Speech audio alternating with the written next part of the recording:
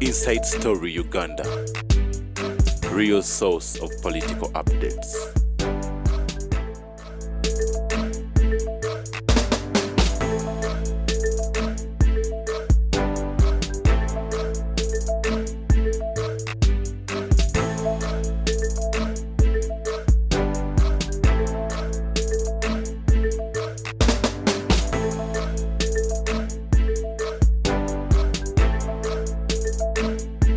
Inside Story Uganda.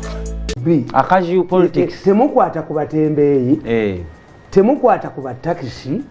Temukwata ku boda. Temutabangula butale. Baina abalwanirira kwabo wali. Do this. You are fueling. You are arming Bobi Wine's hooliganism.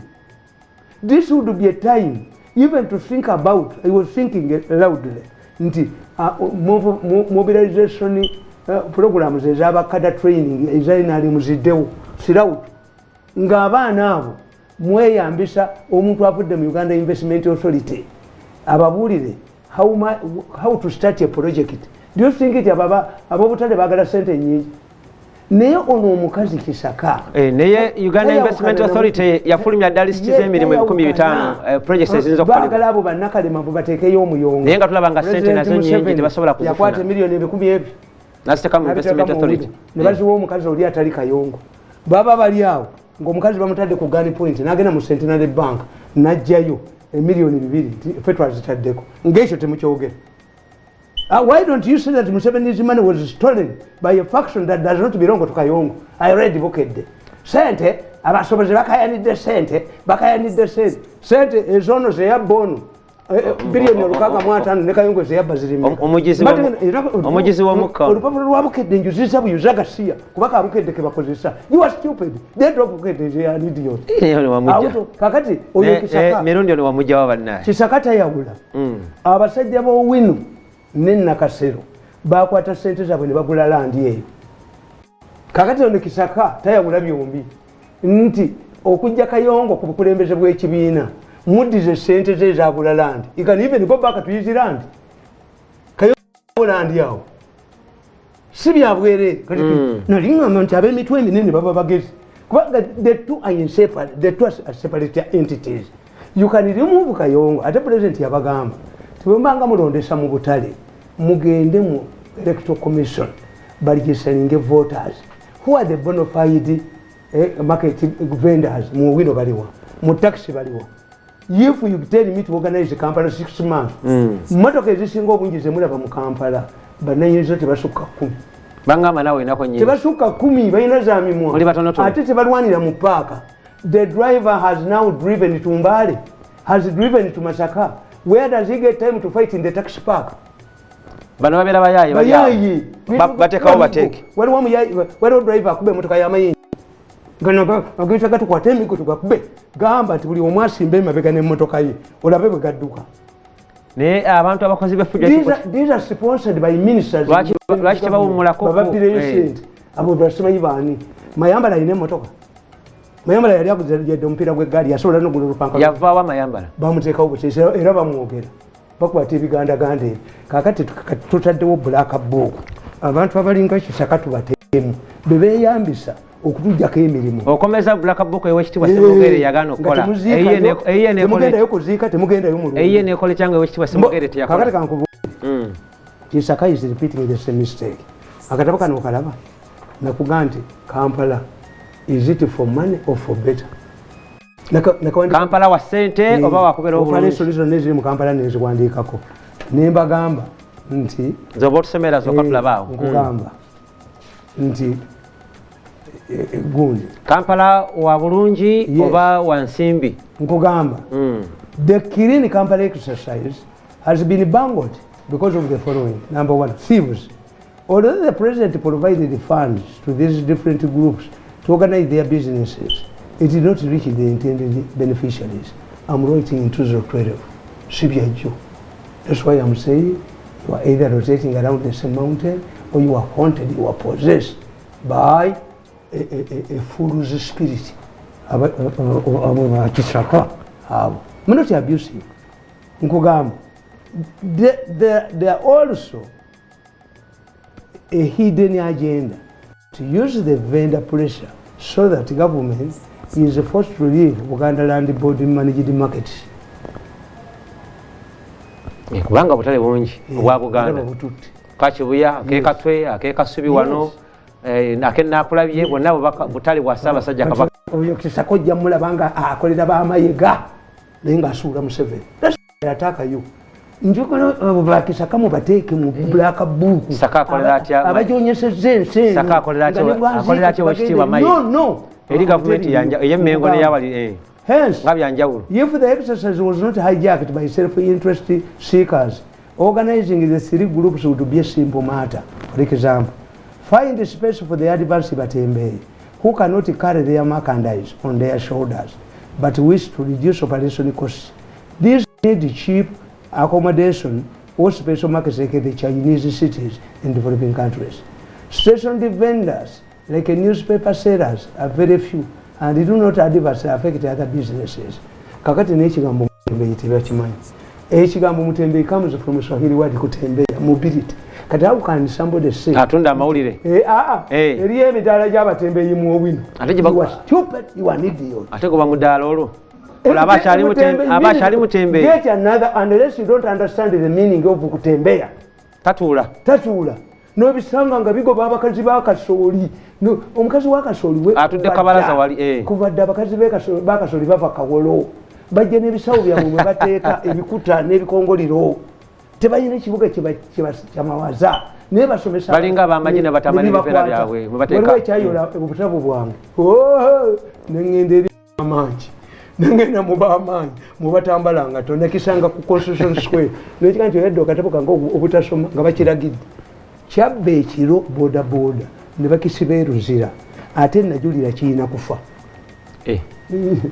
Akasajja kaŋŋambe tuzanyirako butabo akasajja kaŋŋambe oyo yakulya sente n'akulya z'amaanyi kamuggala ekizoze nakwezi akabuto kabwage kakuba entwasi ndabe bw'atakusasula. Ekitumonyabonya ndowooza leadership code bannayuganda abagenda mu bukulembeze temugoberera amateeka gateketa kubanga fuga abakulembeze kubanga amateeka ne gabanga gatagala. Many types what you call batembeeyi are not batembeeyi. Omuntu ono ayiwa ebintu ku lubalaza si mutembeeyi because mutembeeyi means kutembeeya. Hawking. That one wants to cut down the accommodation costs rent tajirina. Nasa renting out. This man, why should this man who throws out his merchandise on your veranda threaten you? Because what you are selling inside is what this man is selling on the same conditions. Mu Uganda mulimu essimu gy'ojja mu dduuka n'okomawo nti wagikuze wano. Essimu ze bateekako ebipapajja ebipya ng'enkadde baazibye. Kakati you are inside Mutembe y'oluso. Sooka otunuulire aponye supermarket erinaanye taxi park. Lwaki tebagulaayo? Oli n'agula amata agali mu musana. First of all, he doesn't know the problems of exposure to the sun. Two, bano abatunda mu paaka batunda ebbanja, supermarket etunda ebbanja. Three, emigaati egimulaba batunda mu paaka abakola mu bakery be bagibbayo. Ekitegeeza you can afford okugitunda kuliko amagoba agawerako okusinga ga supermarket. Bakisaka bagina bakisaka. Oyagala abantu abo bakolera ekinga ogamba kusaka. Organize Kampala kugamba. It amazes me to see newspapers bali babakubye namu. Omukazi omukadde bw'omanyi ekitegeeza abakazi abakadde abo abatunda amawulire mumanyi gwe kye batunda. Muga abatunda amawulire ndabawo emirondo n'ebirala mwanyi njaga ntera okulengera nga wayaliridde waliwo omulondo waliwo mwanyi empapula z'amawulire 10 zezimugyeka ne zimuleeta nti bu street nti buno bunankani eneŋŋane eno gondi eno entungo gye bagira gye beetolooza. Omanyi nti kabalagala bamutaddemu n'enjaga, omanyi nti n'obugaati bulimu enjaga, omanyi nti kyayi kati ow'enjaga mu wooteri wa njawulo yasinga okuseerebwa ali ku mutwalo. Waliwo omusajja yalina ekigaali awo ku Namirembe Road ng'ayina ateekako bigoowo ebyo tatundako kikajjo n'eki naye gwe mubuuza ti enkoko weeri oba akakomera. They don't know. These people don't know how people survive. They don't know. Byonna byonna miso ebimanyi bulungi. Ne bajja kati ne nkugamba nti Ugandan readers are not traditional who buy newspapers daily. They just look at the headlines.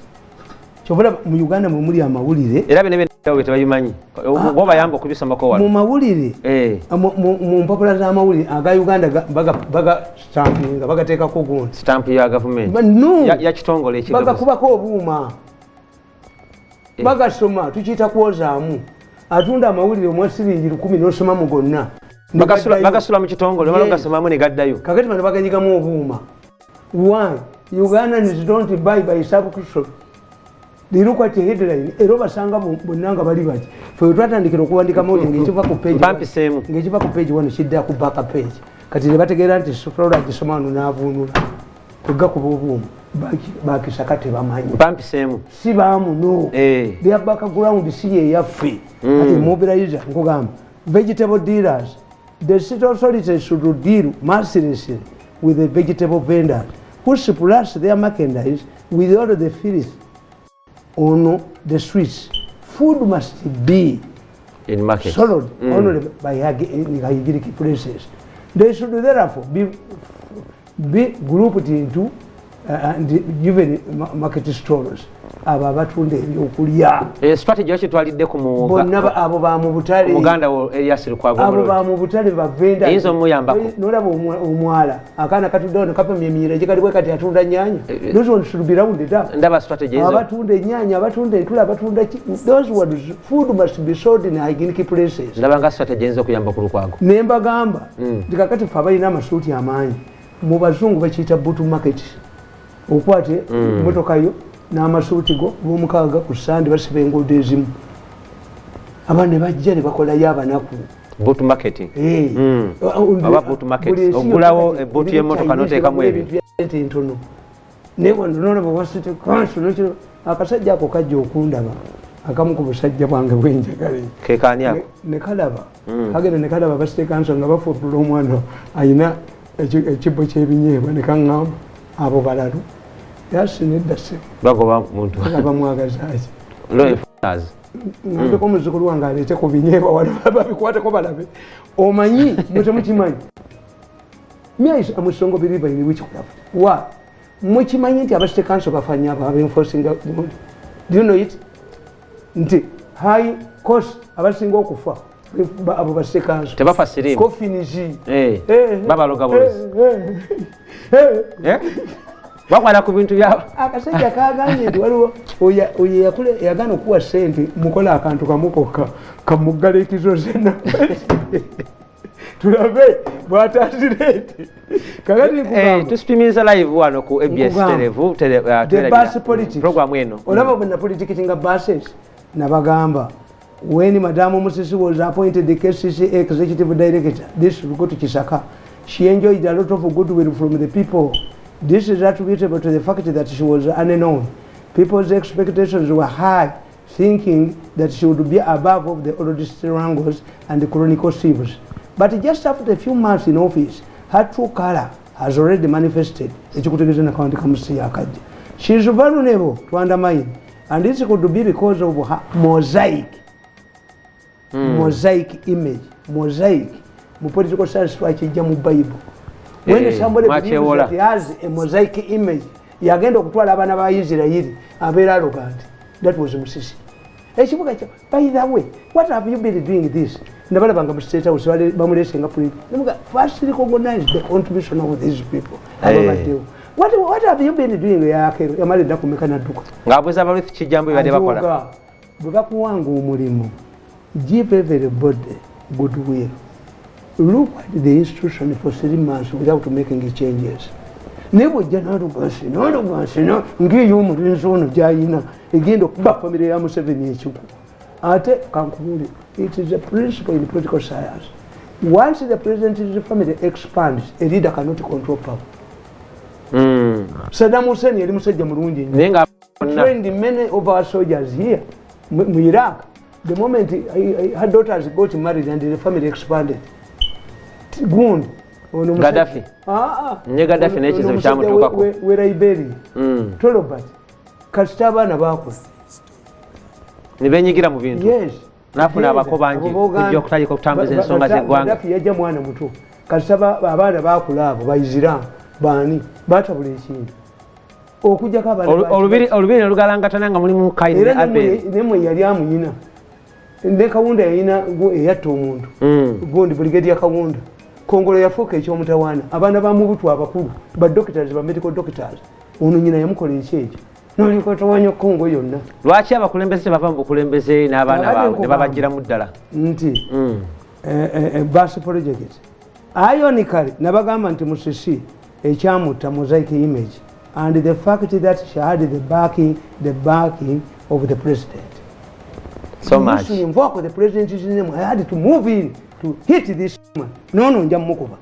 kabada teremera mu nyumba gowa Musisi wano esowani teremera ku katandala embuzi teremera ku ttale laba mu napoli political activist yali agamba ani yayi muliyimba tugambire ku Jennifer kukiza mukazi ono kutabangula akendeeza obukambwe yes ate tebamugula sente ate nayimba ku ggala Bobi Wine nitayina credibility nga namukutekenga tayina era balonda babuuza banne bonna banne basetolinga ku ye Bobi Wine kyayina ina resolve tajogebwa alinga these are two things we share in common his arrogance like me nga simula mu arrogance aliwo Bobi Wine omuntu alina arrogance atya yagamba tugambire ku Jennifer inaga namuyimbira sente goyira kunonya oli wano nebesi yanonya kakalunga ina bulletproof gwe ebikole nemuga tugenda kayungo yinze mutavayo naganja genda esasi lyamuyita wano enkyate yadda mukalu oyo muyita muntu Bobi Wine omuyita muntu nebamutibira ebweru mutajja kuyingira ekiryandongo asula mu bidongo omusuze yajjayo kasenyake namazinga abimanyira dda ebyokusula basula mu hoteri ababanda omubanda wa kabaka ghetto president aya ebyo tubimugamba ate tugende mumaaso nkugamba ironically is these two important attributes that have made her an easy target for the thieves. The thieves wrongly believe that with the open support from the president, this would scare off any criticism against her. The thieves mafias jumped on her thinking that they had acquired diplomatic immunity.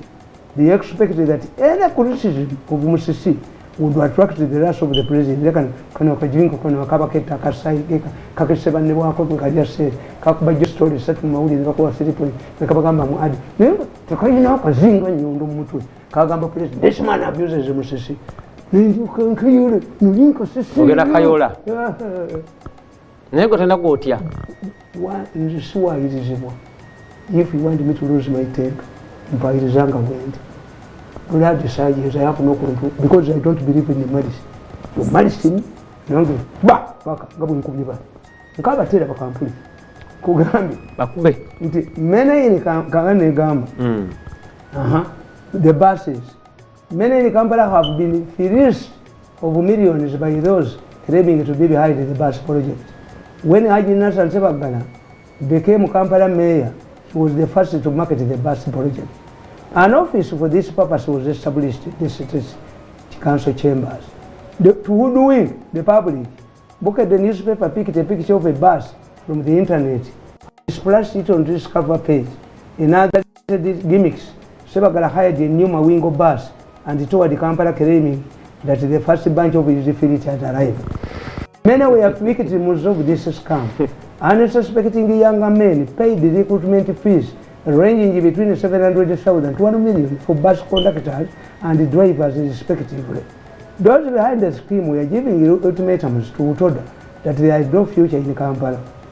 I was therefore surprised to hear Madame Musisi speaking the language of the mafias, who had conned these unsuspecting younger men. Baba Gamba Mbubasi zigenda kola shifts.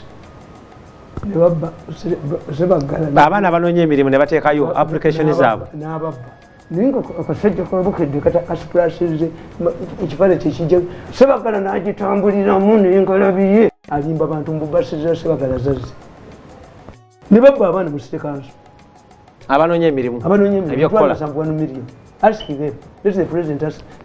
abantu bagaggabalirako mu project eyo kati. Secondly, the names circulating as being behind the bus project are the same old cliques in all Uganda's corruption scandals, further denting Madame Musisi's public image. Nenkugamba, people who thrive on mosaic images must understand that credibility is like virginity. You lose it once. It can unfortunately be lost to a rapist, but it makes no difference even to a future husband. In both cases, it is not recoverable. The moment Madame Mumsi started speaking the language of conmen who have fleeced the people of Kampala using the bus project, her credibility suffered a nosedive.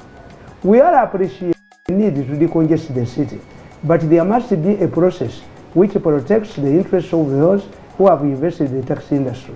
Restricting the Kampala public transport to the anticipated buses is intended to eliminate competition, given the experience of past attempts by people like Gordon Wavamunno, who tried to introduce buses. It was discovered that Ugandan passengers are impatient. They don't want to chew long and wait for hours. This is why those behind the project wish to eliminate taxis for good. Secondly, why buses? Why not other alternatives like a train service? Therefore, it is obvious that the bus initiative is forced on see by people who wish it.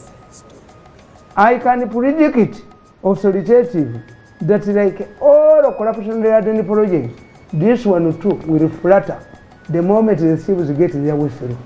Olwobudde njagala tulabe wakati ndaba bazikomya waati basiwe waliwo omukozi mbw aleeta nkagazirete olweze baleeta anti ebiseera ebitagali olw'emirimu olabe bwodduka emisinde oba balonye yalwana wekka. You have provoked these people, you have pushed these people to the wall. galogobewe forward ku bintu ebyogeddeko olwaleero olwobudde tinyefunza yali atta musisi nze namuwonya musisi nasanga tinyefunza obuswidi tubitagaladde bwe buti ng'amulanga ki nyumba. When Madame Musi intervened to recover the two houses for Kampala City Council Authority, I gave her my moral support. I had earlier opposed Sebagala's assumption of the town clerk's residence because had influenced the sacking of two former clerks, Segana and Kijam, to grab the facility. Bakulembeza mu byawo. Ruth Kijambi byamutwaza emisinde ebyo. Tubigulirewo kasitoti gumya abaganda bakabiri endala. Ne kabiri endala zigulewo. Temuziikayo, temugendayo, bamukiraba mukubera. Babolebwe. Babolebwe. I hate people who undermine others to achieve selfish interests. They can murder and extremely selfish and a menace to a civilized society. However, I later learned that Madame Musisi was reluctant to recognize that the mayor's house had been sold to an individual. Through the man identified the name. Although the man lacks documents, we will appreciate that the procedure for an individual to get a property from KCC is so expensive.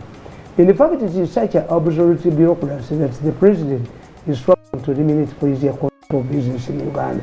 Otherwise, potential business people are forced to bribe their way in the KCC, cause many detest but find themselves taking. The council met, discussed, passed a resolution to sell the house. They explained the reasons why they were selling the house. An evaluation report was done, and what remained was a contract committee to sign a sale agreement with the buyer. All of these stages required money, and this money paid to KCC councillors that cannot be proved and defended legally. Those who had bought markets from the same KCC were compensated. However, when Madame Musi got these facts, she dissolved the KCC contract committee to deny the money legal documents to claim compensation. The KCC authorities insisted on evicting General Deputy Nyefunza without letting the public know that had happened from within. However, no sooner had the KCC evicted Nyefunza than another application to buy the same house from KCC was submitted, indicating that the whole exercise was done to recover, not to recover to the same. These facts were added to the bus project, very negative sign to the public. If these allegations are true, then Madame Musisi is being a captive of the thieving group that did the mafia gang. The city chief also suffered another setback when she presented her request for rehabilitating the roads in Kampala. What people like Madame Musisi failed to understand is that the Ugandan economy is comparable to people sharing a rabbit.